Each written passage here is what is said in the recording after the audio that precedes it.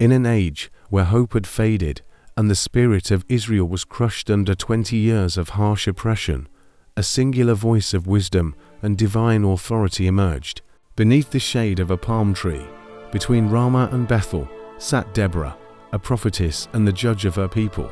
She was a beacon of justice in a land shrouded in despair, a mother to a nation in chains. It was she who heard the divine command to break the yoke of King Jabin of Canaan and his formidable general, Sisera, summoning the warrior Barak, son of Abinoam, from Kedesh Naphtali.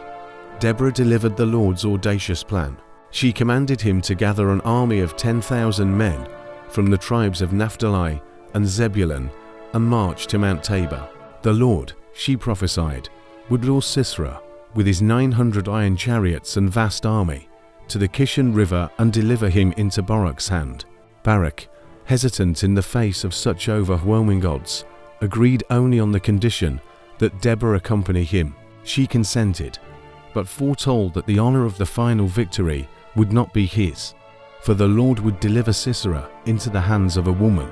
True to the prophecy, Sisera's forces, a terrifying display of military might, advanced into the valley of the Kishon River. As the iron chariots thundered across the plain, a supernatural storm broke forth from the heavens. The sky unleashed a torrential downpour, turning the battlefield into a quagmire of treacherous mud. The dreaded iron chariots, the very symbol of Canaanite power, became hopelessly bogged down, their wheels sinking deep into the mire, rendering them useless. Seeing their advantage nullified and chaos erupting in their ranks, the Canaanite army was thrown into a panic.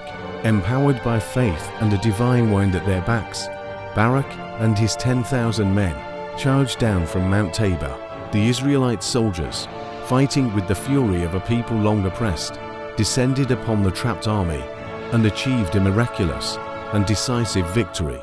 Amidst the slaughter, Sisera abandoned his chariot and fled on foot, seeking refuge in the most unlikely of places, the tent of Jael, the wife of Heber the Kenite. Believing he was among allies, the exhausted general accepted Jael's offer of shelter and a covering to hide under.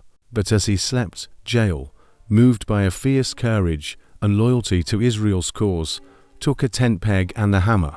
With quiet determination, she drove the peg through his temple, securing the final victory, just as Deborah had foretold. Thus, through the wisdom of a prophetess, the courage of a warrior, and the unexpected boldness of a homemaker, a nation was led from bondage into freedom, ushering in an era of 40 years of peace and rest under Deborah's continued guidance.